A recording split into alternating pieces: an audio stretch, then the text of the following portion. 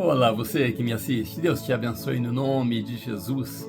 Temos uma palavra com título que você irá ficar assustado, mas nós vamos falar de assuntos que talvez você nunca tenha ouvido. Aqui está o título da mensagem de hoje. Qual seria o limite do poder de Deus? Qual seria o limite do poder de Deus? Você precisa assistir esse vídeo até o final. E nós vamos falar de assuntos muito importantes neste vídeo. Vamos orar? Pai Santo, no nome de Jesus, eu, esta pessoa que assiste este vídeo, agora oramos. Pedimos a graça do Senhor, a paz do Senhor, o amor do Senhor, que tudo isso penetre no nosso coração, na nossa mente, no nosso corpo, que possamos, ó Deus, caminhar com a presença do Senhor em nós. E sendo assim, ó Deus, todos os nossos obstáculos serão vencidos.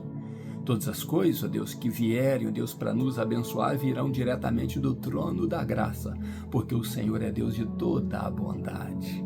Por isso oramos ao Senhor, eu e esta pessoa que assiste este vídeo, nos entregando nas mãos do Senhor para este momento e dizendo, Senhor, esteja em nós, no nome de Jesus. Assim oramos. Amém. Qual seria o limite do poder de Deus? Será que o poder de Deus tem limite? O que pertence a Deus ou que deixa de pertencer a Deus? Hoje você vai saber de algo que pertence a Deus e que você nem imagina.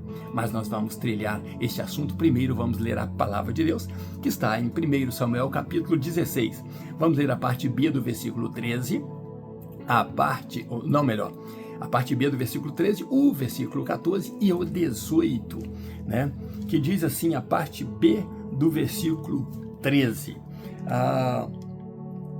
E o Espírito do Senhor veio sobre Davi daquele dia em diante. Versículo 14. Porém, o Espírito do Senhor retirou-se de Saul. Mas olha o que aconteceu. E um espírito maligno da parte do Senhor o atormentou. Então Deus tirou o Espírito Santo, o Espírito de Deus, de Saul, o que entrou em Davi, daquele momento em diante que ele foi ungido. Deus tirou de Saul e Deus ordenou um espírito maligno para entrar nele para o atormentar.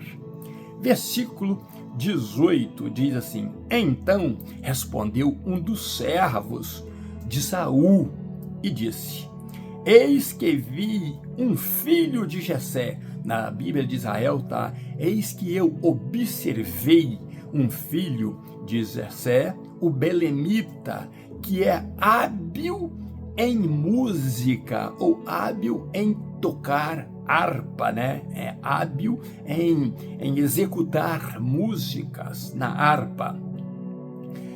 E um homem forte e valente, nessa Bíblia está forte e valente, mas na outra Bíblia está um homem diligente, discernido, um guerreiro e prudente em questões. Na outra Bíblia está também habilidoso em palavras, né? Ele é minucioso, as suas palavras vêm de forma que todos entendem, ele fala de forma mansa e direta. E uma pessoa formosa ou de boa aparência, e o mais importante está aí, e o Senhor está com ele. Oh, que maravilha ouvir tudo isso, né? Que um servo do rei Saul diz a Saul, mas por que ele disse tudo isso? Vamos caminhar juntos. Então Samuel unge a Saul, a Davi, né? O menor dos 8 irmãos, né? 7 irmãos, mais ele 8. Samuel tira do chifre, eu já falei que o chifre simboliza poder, então Samuel tira do poder o azeite que simboliza unção, ele extrai lá do poder unção e então derrama na cabeça de Davi. E a Bíblia diz que ele recebendo unção do poder, então o Espírito do Senhor daquele momento em diante o incorpora, ou se apossa de Davi. Samuel volta a Ramá, como eu disse, Davi volta ao pasto. Ali Deus está trabalhando com Davi. E depois disso, imagino eu, acontece um fato que ele vai contar para o rei Saul mais tarde, quando ele se dispõe a enfrentar Golias. Mas vamos deixar este fato. Depois que ele foi ungido, creio eu que estes dois fatos que ele conta a Saul acontecem com ele. Mas vamos na história. Então, o que acontece? Algo que está acontecendo em Belém de Judá também está acontecendo em Gibeá de Benjamim. Lá, o Espírito de Deus apossando-se de Davi. Lá em Gibeá de Benjamim, o Espírito de Deus se ausentando de Saul e entrando nele, por ordem de Deus, um espírito maligno. Mas como assim? Por ordem de Deus, um espírito maligno. Você talvez não imagine, mas o Deus que é dono dos céus, o Deus que é dono da terra, o Deus que é dono do mundo, do universo e de tudo que nele há, segundo a Bíblia, é também dono dos demônios, do diabo e dos seus anjos e do inferno. Ele é dono de tudo isso. É por isso que ele tanto dá as ordens aos seus anjos lá da glória do céu, seus anjos bons, leais, que executem segundo a nossa necessidade, quanto também ele dá ordem no inferno, ele dá ordem aos demônios, vocês irão fazer assim, porque ele é dono de tudo. O diabo não é dono nem de si mesmo, nem do inferno. Quando ele disse a Jesus, tudo isso te darei, se prostrado me adorares, ele estava mais uma vez mentindo. Ele é um pobre miserável e nem de si mesmo ele é dono. Por isso que ele está sendo guardado para o juízo eterno de Deus, lançando no lago de fogo. Você sabia disso? Deus é dono até dos demônios. Só que os demônios não o adoram, mas servem a ele quando ele dá ordem a esses demônios. E nós vamos ver isso na prática aqui. Então, o que acontece é que esse espírito atormentava Saul, o rei Saul. Agora já não é aquele homem mais que profetiza, aquele homem que anda com os profetas, aquele homem que tem um profeta. Agora está Saul ali sem o Espírito de Deus, sem o profeta Samuel e sem a palavra de Deus. Está miseravelmente derrotado e sem o reino, porque ele perderá também o reino. Deus já havia rasgado dele o reino. Agora já tem um outro rei ungido que está no pasto, que está lá deliciando da presença de Deus e passando experiências profundas com Deus. Mas lá, entre os súditos, lá entre os servidores de Saul, alguém diz: rei, nós percebemos unanimemente que o espírito que opera mal no rei vem da parte do Senhor. Mas, se nós conseguíssemos uma pessoa que toque bem a harpa ou a lira, como está na sua tradução talvez, pode ser que esse espírito saia do rei. Podemos, rei, autoriza-nos a procurar alguém, e o rei então autoriza. Alguém ali, acredito, tocado pela boca de Deus também. Alguém foi tomado por Deus e diz: eu tenho observado isso em Gibeá, eu tenho observado lá dos filhos de Jessé. Olha aqui, os filhos de Jessé viram assunto de novo. Dos filhos de Jessé eu tenho observado um dos seus filhos. Ele é hábil para tocar instrumento, mas ele não só é hábil para tocar instrumento, ele é um rapaz valoroso, ele é um rapaz diligente em tudo que faz, determinado. Ele não abaixa a cabeça para nada. Ele não tem medo dos ladrões que possam roubar as ovelhas. Ele não tem medo de feras. Ele está ali determinado a cuidar das ovelhas do pai, mas ele é muito hábil, de boa aparência e, mais importante, o Senhor Deus é com ele. Isso chamou a atenção de Saul. Então Saul manda mensageiros a Jessé, pedindo a Jessé: manda o teu filho, o que está no pasto, para a minha presença. Jessé não sabia o que estava acontecendo. Jessé é belemita, é de Judá. Saul é de Gibeá de Benjamim, a mesma cidade que matara a belemita e cortou e estuprou a belemita, a fez sangrar.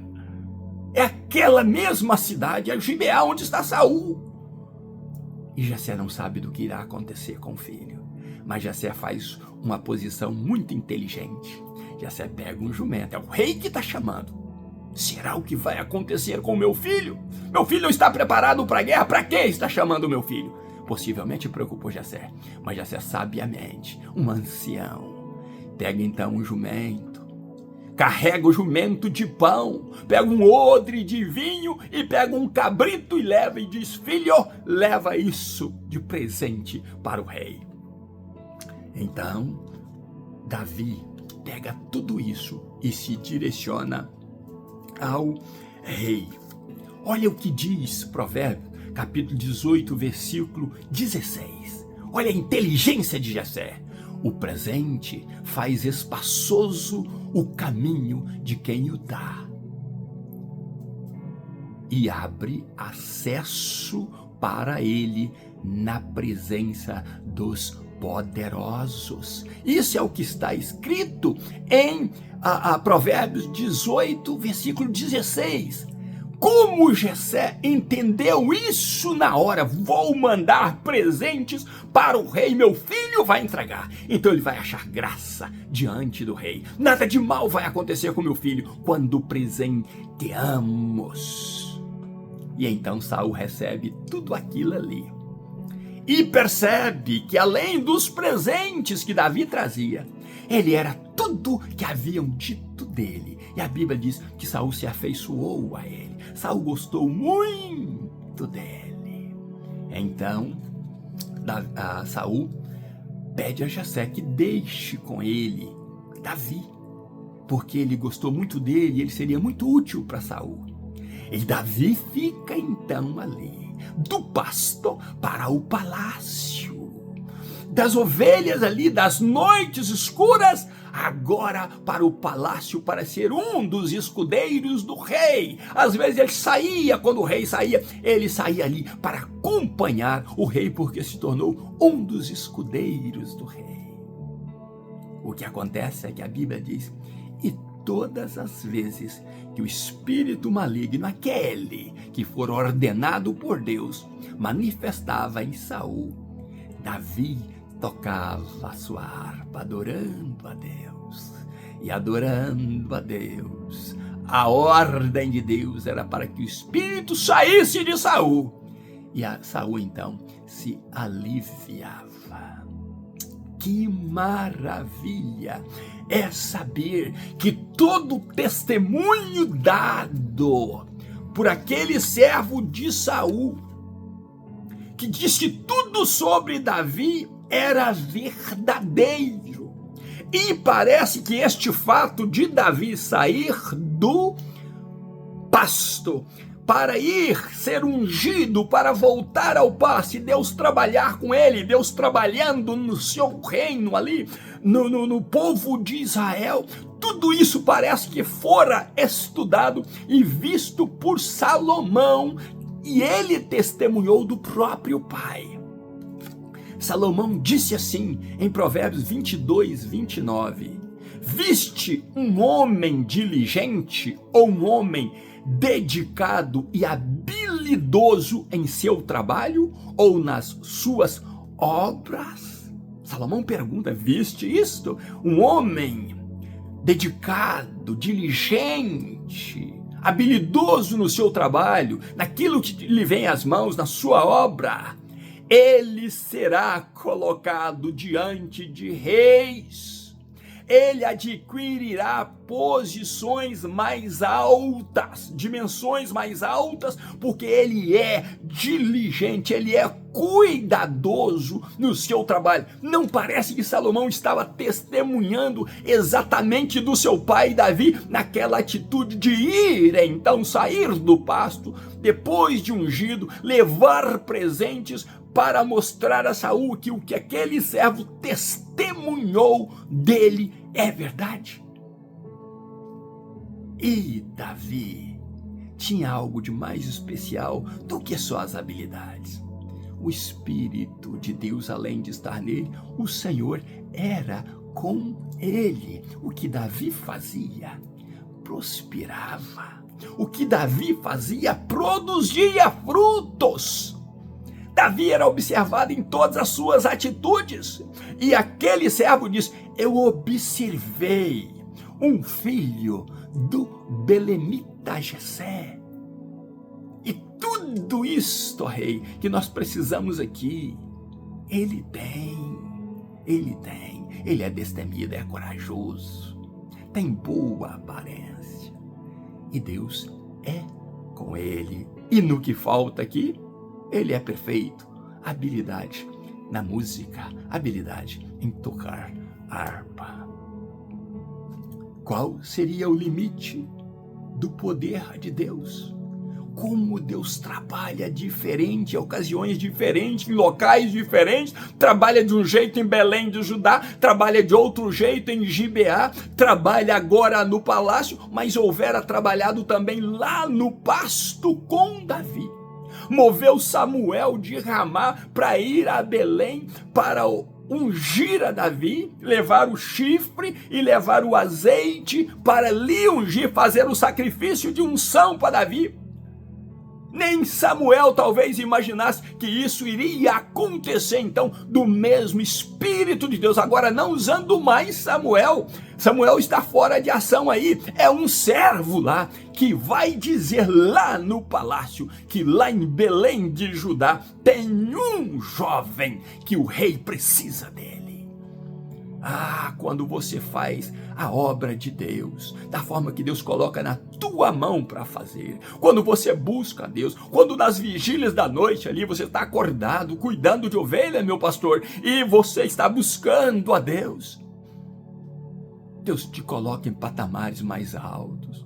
Deus coloca alguém para falar de você, alguém para lembrar de você, alguém para observar você, e enquanto você pensa que está esquecido lá no pasto, lá com as suas ovelhas, nas caladas da noite, o seu nome está sendo cogitado no palácio, porque lá no palácio está precisando da tua presença, porque você tem o Espírito que o palácio todo está precisando, que é o Espírito Santo de Deus em você. Tem coisa que só aqueles que buscam a Deus podem fazer. Mas Deus, ilimitado no seu poder, não para de trabalhar. Deus, ilimitado no seu poder, ele vai movendo céus e terra para que a vontade dele seja soberana na terra. Ele dá ordem nos céus, ele dá ordem ao seu profeta, ele dá ordem aos seus ungidos e ele dá ordem no inferno. Vocês vão trabalhar, demônios, para que o meu nome seja glorificado. Um dia perguntaram a Jesus: mestre, quem foi que pecou para que esse homem fosse paralítico? Ele ou os pais dele? Para que esse homem fosse cego? Para que essa mulher aí fosse, tivesse, né, esse fluxo de sangue? Para que esse morto morresse? Para que esse homem morresse? Para isso, para que? Quantas perguntas? Mas quem foi que pecou? Às vezes não é resultado de pecado. Às vezes aquilo acontece para o nome do nosso Senhor Deus ser glorificado em qualquer dessas situações que eu citei, para ressuscitar o morto, para curar o enfermo, para trabalhar na libertação de uma vida, para expelir um demônio através de um tocar, de um hino, de uma adoração. É o poder ilimitado de Deus agindo para que o seu nome seja glorificado. Tem demônios que as pessoas às vezes nem convidaram. eles entraram nela, porque Deus quer que o seu nome seja glorificado. Ela só deu um espaço, ela só deu uma razão, como Saul dera muitas vezes. Mas agora é um momento diferente. Samuel não expeliu demônios de Saul, mas agora é um momento onde Deus irá colocar o futuro rei, aquele que já é ungido rei, para ser usado por ele. Lá no palácio, um dia este jovem estaria como rei. Ele vai lá para expelir demônios, só tocando a sua harpa e adorando a este grande Deus. Davi tem uma experiência tão grande, vendo Saul sendo usado pelos demônios, que mais tarde no Salmo 51, ele escreve: Senhor, vou falar nas minhas palavras, não deixa que eu seja como o rei Saul foi. Não afaste de mim a tua presença e nem tire de mim o teu Espírito Santo. Davi pediu a Deus: eu não quero passar aquelas tristezas, aqueles tormentos que Saul passou por estar fora da presença do Senhor, pelo Senhor ter se afastado dele e pelo Senhor ter retirado o teu Espírito Santo dele. Não deixa que isso aconteça comigo, ó Senhor. Meu querido e minha querida, Deus quer nos abençoar. Qual seria o limite do poder de Deus? Nenhum! Não existe limite para Deus operar na tua vida e na minha vida. Mas precisamos entender, há momentos de pasto, há momentos de cuidar lá das ovelhinhas, noite e dia. Há momentos de unção especial. Há momentos de voltar ao pasto para ter experiências profundas com Deus. Há momentos de ser chamado para se apresentar diante do rei e com presentes. Há momento de viver no palácio, de fazer companhia para vocês, como nós dissemos em Provérbios 22, 29. O homem diligente no seu trabalho, ele será levado diante dos reis. Sejamos diligentes na busca a Deus. Sejamos fiéis ao nosso Deus. Ele tem patamares mais altos, dimensões mais altas para todos nós, se tão somente formos cuidadosos na sua obra. Diligentes, decentes, com fala mansa, tranquila, onde as pessoas vão entender o que nós falamos é sobre o poder de Deus que transforma todo aquele que o ouve e crê. Deus abençoe você e sua família no nome de Jesus. Ainda nos meus pijamas, buscando a Deus, um grande abraço meu, Pastor Riva Martins. Deus te abençoe e até amanhã, se Deus quiser, no nome de Jesus.